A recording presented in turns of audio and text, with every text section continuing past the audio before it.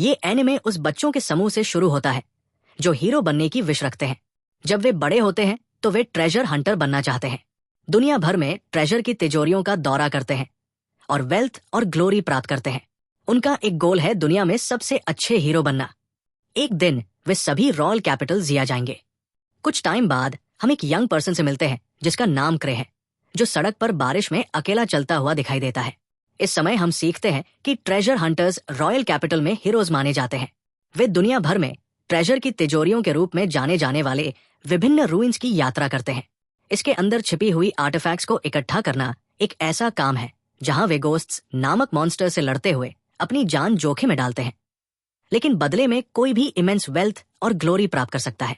Tribe का पहला step राजधानी में सबसे स्किल्ड ट्राइब्स में से एक है और आज वे एक इनमें पोटेंशियल न्यू मेंबर्स के लिए इंटरव्यूज आयोजित कर रहे हैं। हम ये भी सीखते हैं कि ट्राइब पार्टीज का एक ग्रुप है जो हेल्प करने के लिए एक साथ आते हैं। एक दूसरे के अनुसार एक हंटर अकेले कितना कुछ अचीव कर सकता है, इसकी एक लिमिट होती है। अगर कोई हाई गोल सेट करना चाहता है तो उसके लिए एक अच्छी पार्टी में शामिल होना और कंपेनियंस के साथ मजबूत बनना जरूरी है। अनफॉर्चुनेटली क्रे इस रिगार्ड में फेल हो जाता है। फिर हम उसे पार्टी में शामिल होने के लिए इनमें आते हुए देखते हैं, लेकिन उसे एक गर्ल द्वारा रोका जाता है जो उससे बात करना जारी रखती है।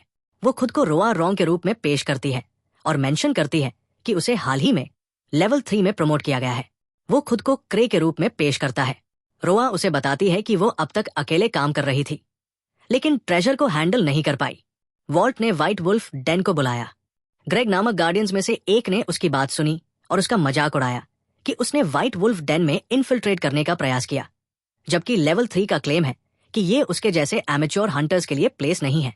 रोआ गुस्से में आ जाती है क्योंकि वह उसे एमेच्योर कहता है और ग्रेग उसे फिर से टॉन्ट करता है कि लेवल 3 को कहीं और एवरेज माना जाता है, लेकिन वो एसेंशियली एक बिगिनर है। वो उसे घर लौटने की सलाह देता है इससे पहले कि वो चोटिल हो जाए।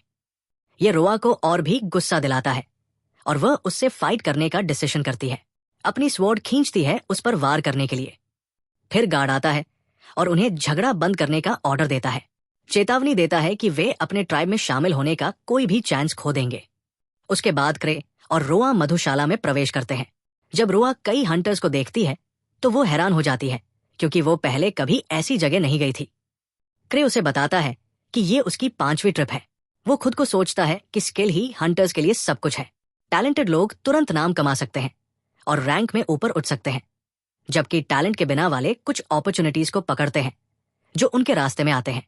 रोआ उससे इस पार्टी के बारे में पूछती है और वह उसे इन्फॉर्म करता है कि वे ब्रेव आर्क के मेंबर्स हैं, इंटरव्यूज आयोजित करने वाली पार्टीज में सबसे स्ट्रांग। वे केवल 6 मेंबर्स के साथ लेवल 7 ट्रेजर वॉल्ट को कंप्लीट करने में कामयाब रहे, जिससे वे एलीट क्लास बन गए। वो अपने लीडर के पास बैठे पर्सन को पॉइंट करता है। आर्क रोदर नाम के पर्सन ने अपनी जानकारी में बताया कि इन इवेंट्स के दौरान उन्होंने किसी भी नए मेंबर को एक्सेप्ट नहीं किया है। रोआ ने पीछे के ऑफिस के बारे में पूछा, लेकिन क्रे ने कोई आंसर नहीं दिया क्योंकि ग्रेग उस समय उनके पास आया और उसे बताया कि ये पार्टी की टेबल है जिसने ओरिजिनली पहला स्टेप उठाया था। वे खुद को हजानी कहते हैं। वे इस ट्राइब के फाउंडर्स हैं। ये यंग लोगों की पार्टी का टाइटल है जो कुछ साल पहले अपनी एक्सेप्शनल और इम्प्रेसिव टैलेंट के साथ इस कैपिटल में आए थे। उन्होंने कैपिटल की सबसे बेस्ट पार्टीज में से एक के रूप में अपना नाम बनाया। उनका पूरा नाम सैड सोल्स है और वे क्रे के बचपन के दोस्त हैं। इस पार्टी में भारी क्राउड का रीजन ये है कि ये पहला साल है जब हजानी नए मेंबर्स को एक्सेप्ट कर रहे हैं। इसके तुरंत बाद गिलबर्ट नाम का एक एडवेंचरस पर्सन हजानी मेंबर्स में से एक बनने की उम्मीद में दिखाई देता है। वो सभी को बताता है कि उसके पास लूजर्स के लिए टाइम नहीं है। वो यहाँ इसलिए आया क्योंकि उसने सुना था कि सबसे अच्छे लोग आएंगे और वो एक दिन सबसे स्ट्रांग हंटर्स में से एक होगा क्योंकि वो पहले ही 4th लेवल पर पहुंच चुका है। वो कैपिटल में सबसे स्ट्रांग पार्टी को उसे रिक्रूट करने की अनुमति देने पर विचार करता है। उसी समय तीनों नाम की एक लड़की उसे रोकती है और कहती है कि उसे अपनी जगह पता होनी चाहिए। वो उपाध्यक्ष से कहता है कि वो परेशानी न पैदा करे और फूल्स को इग्नोर करे। तीनों उसकी बात नहीं सुनता और इस बारे में बात करना कंटिन्यू करता है कि वो दुखी सोल्स में शामिल होने के योग्य कैसे है, जो गिलबर्ट को उसके एटीट्यूड के कारण एंग्री करता है, जिससे वो उसे ड्यूअल के लिए चैलेंज करने के लिए प्रेरित करता है। क्रे कंसर्न हो जाता है और रो को डर से लीव करने के लिए कहता है कि अगर वे इस मैटर में इन्वॉल्व हुए तो वे ट्रबल में पड़ जाएंगे। वो उसे प्ले से बाहर ले जाता है। लेकिन तीनों उस मोमेंट उन्हें रोकने के लिए उनकी ओर रश करता है। आर्क अपीयर होता है और क्रे का वेलकम करता है और उसे बताता है कि उसके बिना कुछ भी अचीव नहीं किया जा सकता, क्योंकि वो क्लैन का मालिक है और सैड सोल्स का लीडर है। हर कोई इस स्टेटमेंट से सरप्राइज्ड है कि वो सच में उस पार्टी को एस्टैब्लिश करने में कामयाब रहा, जिसका उसने और उसके चाइल्डहुड फ्रेंड्स ने ईयर्स पहले सपना देखा था।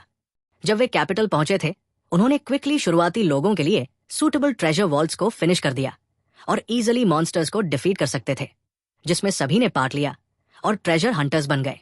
लेकिन उनकी टैलेंट का लेवल 6 मेंबर्स की इमेंस एबिलिटीज की कंपैरिजन में इक्वल नहीं था। क्रे एक सिंपल पर्सन था और अगर वो इस पार्टी में शामिल हुआ तो उसने जाने का डिसीजन किया। वो अपने फ्रेंड्स को इस डिसीजन के बारे में बताना चाहता था, ये जानते हुए कि वे सभी अमेजिंग हंटर्स बन जाएंगे। हालांकि उन्होंने उसे लीडर बनने के लिए कहा क्योंकि वो स्पीचेस देने में अच्छा था और कई अदर थिंग्स में एक्सीलेंट था। कि इस डिसीजन से शॉक था, लेकिन अपने टैलेंटेड चाइल्डहुड फ्रेंड्स का लीडर बन गया, भले ही वो हमेशा हंटर बनने से रिटायर होना चाहता था। हम प्रेजेंट में रिटर्न करते हैं, जहां हर कोई सरप्राइज्ड है कि क्रे फर्स्ट स्टेप्स का मास्टर है। क्लाइंट के रूप में आर्क क्रे के साथ बात करता है। तीनों उसे क्रे से दूर रहने के लिए कहता है। उसका ईगो कॉन्टेजियस है। आर्क ने मॉकिंगली कहा, तुम बहुत फनी हो। मुझे लगता है तुम कॉमन लोगों के बीच छिपकर क्राउड ऑब्जर्व कर रहे थे। क्रे ने रिप्लाई दिया, नहीं, मेरे पास प्रिपेयर करने का टाइम नहीं था। आर्क ने कहा, इसलिए तुमने अपने क्लोथ्स नहीं पहने, जबकि तुमने हम सबको फॉर्मल क्लोथ्स पहनने का ऑर्डर दिया था। क्रे फिर बोलता है कि आर्क अकेला नहीं है। एक हंटर कभी भी उसकी कही बात नहीं सुनता। तीनों बीच में बोलता है और कहता है, ये लड़का बहुत डिसरिस्पेक्टफुल है, चलो इसका नाम क्लाइंट की लिस्ट से हटा दें। सिक तीनों पर कमेंट करता है कि वह एक इंडिपेंडेंट हंटर है जो स्टेप से कनेक्टेड है और उसके चाइल्डहुड फ्रेंड द्वारा ट्रेंड है। हम आर्क के पास रिटर्न करते हैं जो कहता है, मुझे एक गुड कैंडिडेट मिल गया है। के रिस्पॉन्स करता है, हमारे पास करंटली पर्याप्त मेंबर्स है। आर्क आंसर्स, मैंने कहा कि मेरे माइंड में एक पोटेंशियल नया मेंबर है, क्या आप उसे रिक्रूट करना चाहते हैं? के ने उसे बताया, हाँ मैं लूंगा क्योंकि मुझे तुम पर बहुत ट्रस्ट है। तीनों ने क्रे को बताया, चुना जाना मेरे लिए बहुत ऑनर की बात है, लेकिन मैंने पहले ही आपके साथ जुड़ने का मन बना लिया है, इसलिए उस लड़के की पार्टी ज्वाइन करने का क्वेश्चन ही नहीं उठता। उस मोमेंट गिलबर्ट बहुत एंग्री होकर बोलता हुआ दिखाई देता है, अगर तुम मुझे इतना चाहते हो और भीख मांग रहे हो तो मुझे लगता है कि मैं इसके बारे में सोच सकता हूं। क्रे उसे एड्रेस करते हुए कहता है, तुम 4th लेवल पर हो लेकिन किसी भी पार्टी से कनेक्टेड नहीं हो। गिलबर्ट रिप्लाई देता है, मैं 4th लेवल का हंटर हूं स्वॉर्ड के साथ टॉर्मेंट। के का कहना है कि टॉर्मेंट की स्वॉर्ड अभी एक स्ट्रॉन्ग एडिशन नहीं होगी, लेकिन एक बार आर्क और अदर्स उसे ट्रेन करेंगे तो ये डिफरेंट होगा। वो एक्सेप्ट करता है कि वो पीपल को जज करने में बैड है और वो जो भी चूज करेगा वो फेट पर डिपेंड होगा। क्रे फिर गिलबर्ट से कहता है, मैं आपको आर्क की रेकमेंडेशन दूंगा, लेकिन एक कंडीशन के तहत। गिलबर्ट उससे पूछता है कि उसे क्या लगता है कि एक हंटर के लिए सबसे इंपॉर्टेंट थिंग क्या है। क्रे रिप्लाई करता है, लूज ना करना। अगर हमारे पास स्ट्रेंथ की कमी है तो हम एंड में आपकी पार्टी को रिस्क में डाल देंगे, इसलिए मैं चाहता हूं कि आप मुझे अपनी हार न मानने की एबिलिटी दिखाएं। गिलबर्ट रिप्लाइज, जब से मैं हंटर बना हूं मैंने कभी हार नहीं मानी, जो सभी को सरप्राइज करता है। क्रे खुद से सोचता है कि उसने कभी रियल फाइट नहीं लड़ी है। फिर वो अपनी फिंगर से एक रिंग निकालता है और कहता है, ये आप में से प्रत्येक के लिए है। अब मैं जो कोई भी इस आर्टिफैक्ट को ऑब्टेन कर सकता है उसे आर्क की रेकमेंडेशन दूंगा। ब्रेव वो रिंग थ्रो करता है और तीनों गिलबर्ट पर अटैक करता है और उसे हिट करता है, लेकिन वो रिंग नहीं देखता। के एक्सप्लेन्स करता है कि ये रिंग एक्चुअली एक आर्टिफैक्ट है जिसे कोई भी पा सकता है। सौभाग्य से वो उन्हें लीव करता है और अपने रास्ते पर चला जाता है। नेक्स्ट मॉर्निंग न्यूज की हेडलाइंस क्रे तक पहुंचती है। ईवा फर्स्ट न्यूज पढ़ती है जो आर्क द ब्रेव की रिक्रूटमेंट के दौरान एक बड़े फाइट के बारे में है, जिसका एंड उस जगह को ब्लो अप कर देने के साथ हुआ। सौभाग्य से ऐसा लगता है कि कोई इंजरी नहीं हुई, लेकिन एक्सप्लोरर्स के एलाइज आपसे टॉक करना चाहता है। आर्क आर्टिकल पढ़ता है और लाफ्स के फिर कमेंट करता है कि आर्क के साथ बिहेवियर करना आसान है और ईवा से कहता है कि वह इनकी रिपेयर का बिल आर्क के अकाउंट में डाल दे और ये सुनिश्चित करे कि वह एक्सप्लोरर्स के संग से भी मिले। ईवा रिप्लाइज कि आप आर्क पर बहुत अधिक निर्भर हैं। एक्सप्लोरर्स गिल्ड ने विशेष रूप से आपसे प्रेजेंट होने का रिक्वेस्ट किया है। क्रे उसे बताता है कि शाखा मैनेजर गैरिक के बारे में मेरी जानकारी के अनुसार मैं नहीं जाऊंगा, वो मुझसे मिलने आएगा। मैं बिना गार्ड के बाहर नहीं जाना चाहता। मेरा स्टेल्थ टूल टूट गया है। हम देखते हैं कि उसके पास एक मास्क है और वो खुद को किसी भी कैरेक्टर के रूप में हाइड कर सकता है। क्रेग बोलना कंटिन्यूस करता है, यह आपके साथ कभी नहीं हुआ इसलिए आपके लिए ये कहना आसान है। मुझे लगता है कि मेरे पास कोई ऑप्शन नहीं है और मैं जाऊंगा। और फिर सीन हवेली में शिफ्ट हो जाता है, जहां हम क्रे को गैरिक से अपॉलॉजी मांगते हुए देखते हैं। मैं सभी परेशानियों के लिए माफी चाहता हूं जो मैंने पैदा की थी। ये जानबूझकर नहीं था। मैंने सुनिश्चित किया कि कोई भी नागरिक इंजर्ड न हो। मैं खुद एक मुश्किल में था। मैं उस केओस को रोक नहीं सकता था। एक बार जब यह शुरू हो गया तो एकमात्र तरीका इसे खत्म होने देना था। इमारत को केवल भौतिक डैमेज हुई थी। यह फिजिकल डैमेज से कम गंभीर है। अभी तक किसी ने कोई कंप्लेंट दर्ज नहीं की है। मैं टैवर्न के मालिक को लंबे समय से जानता हूं। वो एक अच्छा व्यक्ति है और हमें अनुमति देगा। का ने क्रे को काम रहने के लिए कहा। का ने गैरिक से बात की और कहा कि आपको उसे इतनी हार्शली स्कोल्ड करने की जरूरत नहीं है, और क्रे को यह बुक सौंप दी। गैरिक ने रिप्लाइड कि भले ही कोई भी आधिकारिक कंप्लेंट दर्ज न करे, एक कबीले को पहले कदम की तरह अन्य हंटर्स के लिए एक एग्जाम्पल बनने की आवश्यकता है। अगर वे इससे एस्केप कर जाते हैं तो ये अच्छा नहीं होगा। सेग एज के खोजकर्ताओं के संघ या गिल्ड को संक्षेप में हंटर्स के लिए सभी प्रकार की नौकरियां मिलती है। इनमें से कुछ नौकरियों में बहुत कम सैलरी मिलती है और डेडलाइन बहुत कम होती है। वे इतनी डिफिकल्ट है कि मुझे उन्हें लेने के लिए कोई नहीं मिल रहा है। हंटर्स सम्मानपूर्वक इस तरह के टास्क को नियमित काम कहें। ये वास्तव में मुझे एक फॉर्मर हंटर के रूप में डिलेमा में डालता है।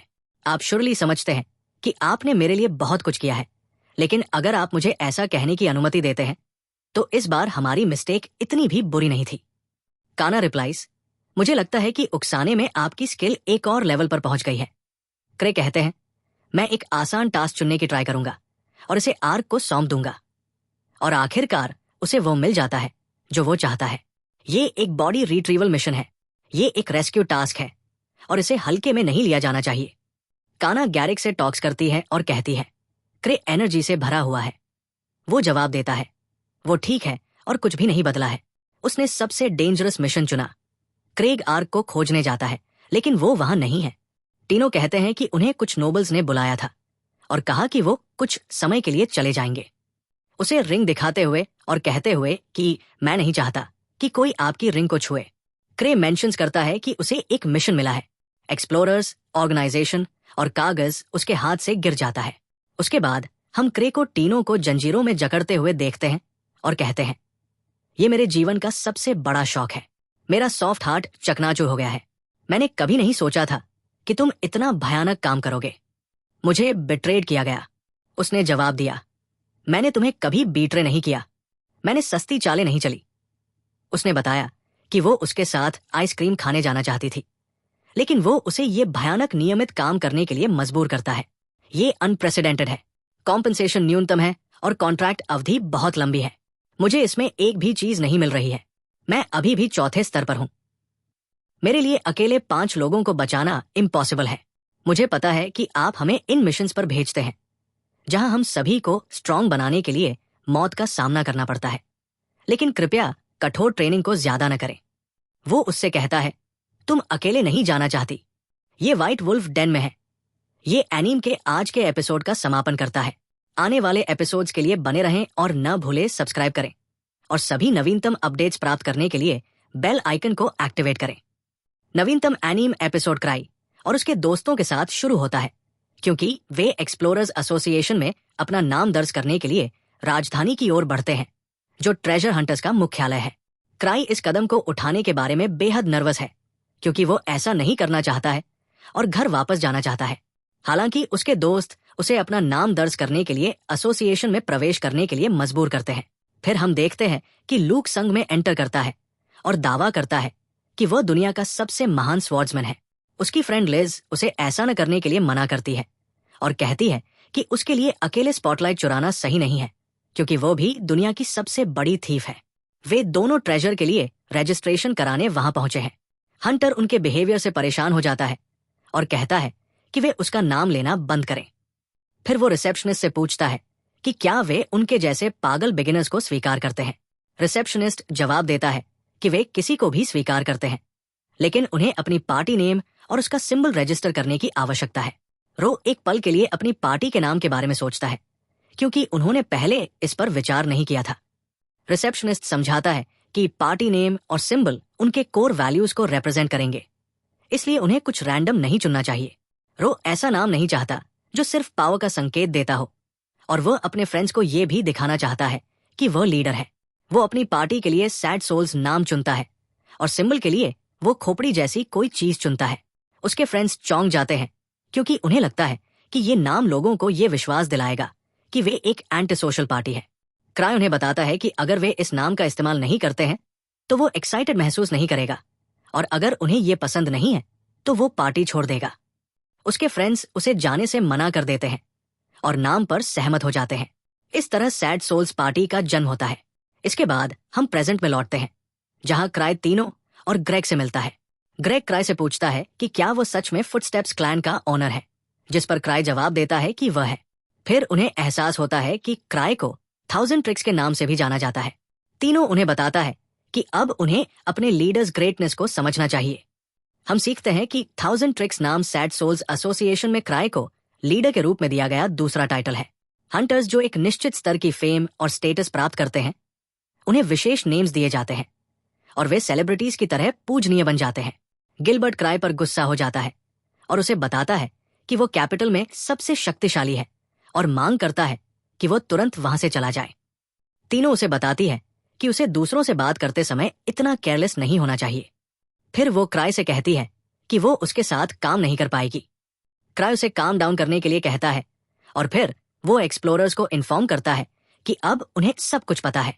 वो पूछता है कि क्या कोई इस मिशन में तीनों की मदद करना चाहता है, लेकिन गिलबर्ट मना कर देता है और कहता है कि वो अभी भी चौथे स्तर पर है। ग्रेग फिर गिलबर्ट को काम होने के लिए कहता है और उसे चेतावनी देता है कि वो नहीं जानता कि वो किसे प्रोवोक कर रहा है। इससे गिलबर्ट और भी गुस्सा हो जाता है क्योंकि वो सवाल करता है कि क्राई जैसा कोई व्यक्ति इतनी शक्तिशाली पार्टी का लीडर कैसे हो सकता है, जिसके बारे में हर कोई बात करता है।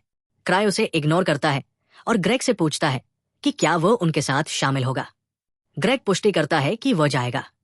वह रोआ से भी पूछता है और वो व्हाइट लायंस डेन में जाने की इच्छा के बावजूद सहमत हो जाती है। गिलबर्ट को पता चलता है कि वे उसके बिना आगे बढ़ रहे हैं और वो ज्वाइन करने से इनकार करना जारी रखता है। रो तीनों से बात करती है और सुझाव देती है कि अगर उसे कोई और चाहिए तो वो क्लैन से ले सकती है। फिर वो ग्रेग और रोआ से कहता है कि वो उन पर ट्रस्ट कर रहा है। गिलबर्ट उसे स्टॉप करता है और उसे चैलेंज करता है कि अगर वो मैच हार जाता है तो वो उनके साथ ज्वाइन करेगा। रो जवाब देता है कि वो अपने से कमजोर किसी की बात नहीं सुनेगा, इसलिए वो गिलबर्ट से नहीं लड़ेगा बल्कि तीनों से लड़ेगा। तीनों फाइट के लिए तैयार हो जाती है। गिलबर्ट उसे लचीलापन दिखाता है जो उसके मेंटो ने उसे सिखाया था, लेकिन गिलबर्ट उसे ज्यादा अटेंशन नहीं देता। वो रो से कहता है कि एक बार वो उसे हरा देगा तो वो अगला होगा। तीनों तय करती है कि वो ये फाइट नहीं हारेगी। वो अपने अटैक्स को नरम कर देती है ताकि उसे ना मार सके, भले ही वे एक ही स्तर पर हों। तीनों बहुत स्ट्रांग है और उसे इंसानों से लड़ने का बहुत अनुभव है। तीनों गिलबर्ट से कहती है कि एक बार वो फाइट जीत जाए तो वो अपने मेंटोर के साथ आइसक्रीम खाने जाएगी। फिर वो अविश्वसनीय स्पीड से उस पर झपटती है और कई स्ट्राइक्स करती है। गिलबर्ट जवाबी कार्रवाई करने की कोशिश करता है, लेकिन वो अपने लेग्स को उसके चारों ओर रैप करने में सफल हो जाती है। वो उसे आदेश देती है कि वो अपने लीडर का फिर से विरोध न करे, नहीं तो वो उसे मार डालेगी। फिर वो उसे ग्राउंड पर फेंक देती है। इसके बाद वो रोने लगती है और अपनी फाइटिंग स्टाइल पर उसकी राय पूछती है, जिस पर वो जवाब देता है कि वो अद्भुत है। ग्रेग और रोआ शॉक्ड है क्योंकि उसने स्वॉर्ड या नाइफ का भी इस्तेमाल नहीं किया। इसके बाद हम गिलबर्ट को बेड पर लेटे हुए देखते हैं। लड़ाई कंटिन्यू करने के लिए उठने की कोशिश करते हुए वो अपने बचपन को याद करता है, जहां वह एक हंटर बनने के लिए पैदा हुआ था। उसने एक बच्चे के रूप में स्वॉर्ड पकड़ी और जब वो बड़ा हुआ तो उसने अडल्ट्स को भी पीछे छोड़ दिया। वो राजधानी में आया और दूसरों के साथ एक पार्टी बनाई और कई ट्रेजर की तिजोरियों को साफ किया। वो बहुत प्राउड था कि वो कितनी दूर आ गया था। वो बहुत स्ट्रांग था। तीनों गिलबर्ट को बुलाता है और उसे बताता है कि अगर वो कंटिन्यू करना चाहता है तो उसे उठकर उस स्वॉर्ड का इस्तेमाल करना होगा। गिलबर्ट उससे बहुत डरता है और खुद से सोचता है कि अगर ये एक रियल फाइट होती तो वो बहुत पहले ही मर गया होता। रोता है और फिर उसे अपनी पार्टी छोड़ने के लिए कहता है क्योंकि उसके साथ भी यही हुआ है। वो एक्सप्लेन करता है कि उदास सोल्स की पार्टी अभिजात वर्ग का एक ग्रुप है जो राजधानी में भी अलग है। गिलबर्ट जवाब नहीं देता है, लेकिन खुद से सोचता है कि एक 1000 चाल के रूप में जाना जाने वाला क्राई 8वें लेवल पर है और कोई भी उसके रियल नेचर को नहीं जानता। वो एक गोस्ट की तरह है। रोता है और फिर अपनी फायर पावर का उपयोग करता है। गिलबर्ट की स्वॉर्ड ये एक सिंपल स्वॉर्ड है, लेकिन उसे इसका अच्छी तरह से यूज करना सीखना चाहिए। गिलबर्ट क्राई की पावर से हैरान है, क्योंकि वो इनक्रेडिबल आसानी से पेन की स्वॉर्ड को हैंडल करता है, जिसे वो उस तरह की फ्लेम के साथ मास्टर नहीं कर पाया है। क्राई ईवा से बात करते हुए कहता है कि माइंड इस दुनिया का एसेंशियल सब्सटेंस है, हालांकि ये एवरीवेयर है, इसे नेकेड आईज से नहीं देखा जा सकता है। ट्रेजर की तिजोरी ऐसी घटनाएं हैं जहां एनर्जी लाइंस और अन्य फोर्सेस एकत्रित होते हैं, जिससे लिमिटेड ऑल्टरनेट वर्ल्ड का इमर्जेंस होता है, जो दुनिया के हाथ से निकाली गई मेमोरीज पर आधारित होती है। हालांकि इसे कंट्रोल करने वाले रूल्स कई देशों में पढ़ाए जाते हैं, लेकिन वे पूरी तरह से समझ में नहीं आते हैं। व्हाइट वुल्व्स की डेन इन तिजोरियों में से एक है, जो मूल रूप से सिल्वर मून नामक वुल्फ मॉन्स्टर्स द्वारा बसाई गई थी, लेकिन कुछ ही टाइम बाद उनके फर के लिए इलीगल हंटिंग के कारण उन्हें नष्ट कर दिया गया था। एक ट्रेजर वॉल्ट वहां एक ब्लड स्टेन्ड वुल्फ स्पिरिट के साथ दिखाई दिया। टीना बहुत समझदार है और उसे प्रोवाइड करने के लिए ईवा को धन्यवाद देती है गिलबर्ट के बारे में इंफॉर्मेशन के साथ। वो युवक जो पूरी तरह से शॉक था जब उसने पार्टी छोड़ने का कारण गेस किया, ईवा ने जवाब दिया कि वो हेल्प करने में खुश है, लेकिन जैसा कि उसने सुना है कि उसने ट्रेनिंग हॉल में एक आर्टवर्क के साथ काफी हलचल मचाई थी, क्राई ने इसे एक्सेप्ट करते हुए कहा कि ये सिर्फ एक सिंपल आर्टवर्क है जिसे वो तुरंत कंट्रोल कर सकता है, और यहां तक कि गिलबर्ट भी इसके बारे में कुछ भी जाने बिना इसका थोड़ा यूज कर सकता है। वो आगे कहते हैं कि आर्टवर्क्स अमेजिंग हैं, उनके शेप और यूज की इन्फिनिट वैरायटी उन्हें कलेक्ट करने में बहुत एंजॉयबल बनाती है। उन्होंने मेंशन किया कि वो उनके साथ मिरेकल जैसी चीजें भी कर सकते हैं, और पेन की स्वॉर्ड भी अमेजिंग है। अगर वह इसके साथ और अधिक खेल सके तो उसे और अधिक इफेक्ट मिल सकते हैं। ईवा एंग्री हो जाती है और कहती है कि वो पैसे वेस्ट करने के खिलाफ है, उसे याद दिलाते हुए कि उसके पास पहले से ही इस तरह की कई आर्टवर्क्स है। क्राई ने जवाब दिया कि ये सच नहीं है, हर आर्टवर्क का अपना पर्सनैलिटी होता है, भले ही वे एक जैसे लगे, हर एक डिफरेंट तरीके से काम करता है। वो ब्यूटीफुल रिंग्स, शूटिंग रिंग्स और प्रोटेक्शन रिंग्स का मेंशन करता है। ईवा जवाब देती है कि सैड सोल्स की इनकम काफी है, लेकिन उसे अपने खर्च में थोड़ी कट करनी होगी। क्राइम काउंटर कहते हैं कि वे सैड सोल्स के प्रॉफिट को मेंबर्स के बीच बराबर बांटते हैं, चाहे उनका कंट्रीब्यूशन कितना भी हो।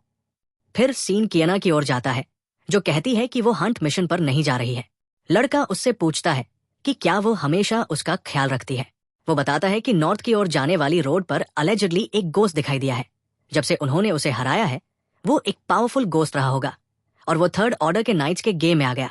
विटनेसेस का दावा है कि गोस्ट ने एक वुल्फ का फॉर्म ले लिया था। ये प्लेस व्हाइट वुल्व्स की डेन से ज्यादा दूर नहीं है, इसलिए ये पॉसिबली वहीं से आया है। कियाना उन्हें बताती है कि वहां गोस्ट्स की एक बड़ी संख्या है। ट्रेजर की वॉल्ट में वुल्व्स क्रॉल कर रहे होंगे। अब वो रोता है और खुद से सोचता है कि उसे यकीन है कि व्हाइट वुल्व्स की डेन का इससे कोई लेना देना नहीं है, और वह जानता है कि वुल्व्स बहुत पावरफुल है। वो नोट करता है कि युवा गिलबर्ट भी चला गया है और ग्रेग भी। कुछ एक्सपीरियंसेस लड़का टेल्स और मेंशंस करता है कि व्हाइट वुल्फ की मान के बारे में ऐसी रिपोर्ट्स है कि उसके गोस्ट्स हाल ही में स्ट्रांग हो रहे हैं, और उसे लगता है कि वे लेवल चेंज के बारे में बात कर रहे थे। कियाना कहती है कि ये एरिया अभी बहुत डेंजरस है, स्पेशली जब से रूडोल्फ भी हाल ही में अपीयर्ड है। लड़का पूछता है कि क्या उसका मतलब फेमस स्पीयर थ्रो लेवल 5 क्राई है। वो सरप्राइज्ड है और एक पेपर को देखता है जिसमें लिखा है कि रेस्क्यू की जरूरत वाले लोग रूडोल्फ और 5 लेवल 5 हंटर्स हैं। वो उन्हें बताता है कि टीना अभी व्हाइट वुल्फ डेन में गई है। कियाना शॉक्ड है और कहती है कि आपने टीना को लेवल 4 ट्रेजर वॉल्ट में लेवल 5 पार्टी के साथ भेजा है। वो उसे अश्योर्स करता है कि ये गुड ट्रेनिंग होगा, इसलिए चिंता करने की कोई जरूरत नहीं है। उसने उसके साथ 3 इंडिपेंडेंट हंटर्स भी भेजे हैं। लड़का शॉक्ड है और कहता है कि ये एक डिफिकल्ट मिशन है और उसे एक टेम्पररी पार्टी के साथ भेजा गया है। ये वो टेस्ट होना चाहिए जो सैड स्पिरिट्स को बेस्ट पार्टी क्राई बनाता है।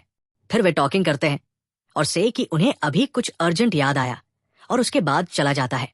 उसके बाद वो खुद से थिंक्स कि यंग गिलबर्ट बहुत स्किलफुल है। जब तक उसके पास स्वॉर्ड ऑफ अगोनी है, हम फॉरेस्ट में यंग हंटर्स को स्ट्रेंज और स्कैर्ड महसूस करते हुए देखते हैं, क्योंकि वे अभी तक ट्रेजर वॉल तक नहीं पहुंचे हैं। टीना कहता है दैट्स वाई मैंने अपनी विल लिखी है, क्योंकि मास्टर ने मुझे ये मिशन असाइन किया है। मेरा डाइंग का कोई इरादा नहीं है, लेकिन मैं प्रिपेयर्ड रहना चाहता हूं। रोआ रिप्लाइज करता है कि अगर क्राई को पता है कि व्हाइट वुल्फ डेन में कुछ हो रहा है तो उसने हमें यहां भेजा है। टीना रिस्पॉन्स करता है हाँ, और इस पार्टी स्ट्रक्चर को रैंडम नहीं है, सब कुछ मास्टर्स प्लान का पालन करता है। गिलबर्ट कहता है मैंने तुम्हारे साथ आने का डिसीजन किया क्योंकि मैं अवेलेबल था, 1000 ट्रिक्स जानता था, यहां तक कि रीजन भी कि मैंने अपनी दूसरी पार्टी छोड़ दी। टीना जवाब देता है कि क्राई को कैपिटल में हंटर्स और सभी ट्रेजर वॉल्स का एक्सटेंसिव नॉलेज है, भले ही वो तुमसे पहले कभी नहीं मिला हो। वे सभी सरप्राइज्ड है। ग्रे कहता है कि सब कुछ पहले से ही प्लान्ड है, यहां तक कि हमारा यहां आना भी। टीना जोड़ता है कि मास्टर इन सभी सिचुएशन से अवेयर है, चाहे कुछ भी हो, सब कुछ उसके अकॉर्डिंग होता है। वो हमें कभी भी ऐसे मिशन पर नहीं भेजेगा जो इम्पॉसिबल हो। उसके बाद क्राई कहता है कि मैंने उसे ये मिशन रैंडमली असाइन किया है। मुझे होप है कि वे वापस रिटर्न करेंगे, क्योंकि चीजें बहुत डिफिकल्ट हो रही है। लेकिन मुझे पता है कि टीना हमारे मेंबर्स के नेगेटिव इम्पैक्ट से प्रभावित है, इसलिए वो इजीली हार नहीं मानेगी। भले ही मैं हेल्प के लिए कॉल करना चाहूं, कोई भी इस समय नहीं मूव करेगा। वो उन्हें इन्फॉर्म करने की प्लान बना रहा है कि कुछ रॉन्ग है और उन्हें अफेक्ट करेगा। फिर वो आर्क या किसी और को मिशन पर ले जाने के लिए कहेगा। बाद में हम टीना को उसकी टीम रोआ, ग्रेग और गिलबर्ट के साथ देखते हैं। जब वे इस जायंट मॉन्स्टर का सामना करते हैं तो वे ये देखकर शॉक हो जाते हैं कि उसके पास एक स्वॉर्ड और आर्मोर है, जैसा कि उसे होना चाहिए था एक साधारण भेड़िया। टीना खुद से थिंक्स करती है कि उसके मास्टर क्राई हमेशा उसकी एक्सपेक्टेशन से बढ़कर है। क्राई आर्टिफैक्ट्स की सर्च करते हुए और मैक्सिमम शूटिंग रिंग और सेफ्टी रिंग कलेक्ट करते हुए सीन जाते हैं।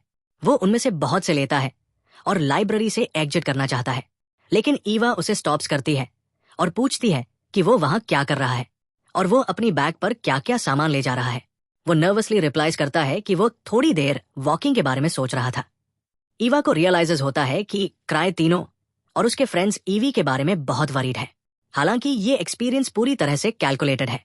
क्राई उसके शब्दों में लॉस्ट होने की कोशिश करती है और उसे रिमाइंड करती है कि उसने उसे स्लाइम के बारे में नहीं बताया है। वो उससे कहता है कि ये उसे हर्ट्स करता है, जैसे कि वो एक दिन कुछ ऐसा अचीव कर लेगा जो रॉयल लॉ का वायलेशन करता है। फिर वो उसे लीव्स करने देता है। वो वॉक्स अवे, खुद से बात करता है और कहता है कि वो सभी आर्टिफैक्ट्स जो वो अटैक के लिए यूज कर सकता है फिनिश्ड हो गए हैं और उसे उन्हें लास्ट रिसोर्ट के रूप में लेना चाहिए। कम से कम उसे उससे पूछना चाहिए कि क्या उसे यकीन है कि उसे किसी को अपने साथ टेक करने की जरूरत नहीं है। वो रिप्लाइज करता है कि वो किसी को भी नहीं वॉन्ट्स था, भले ही वो आर्टिफैक्ट केवल एक व्यक्ति पर वर्क करता है। फिर वो अपनी पावर का यूज करता है और फ्लाइज अवे। ईवा को पता चलता है कि उसका मतलब आर्टिफैक्ट है जो ह्यूमन शेल से आया है और वो उसके बारे में बहुत वरीड है। वो चाहती है कि वो हर समय सेफ रहे। और इस तरह आज का एपिसोड एंड होता है। आने वाले एपिसोड्स के लिए बने रहें और चैनल को सब्सक्राइब करना न भूलें और सभी लेटेस्ट अपडेट्स प्राप्त करने के लिए नोटिफिकेशन बेल को एक्टिवेट करें।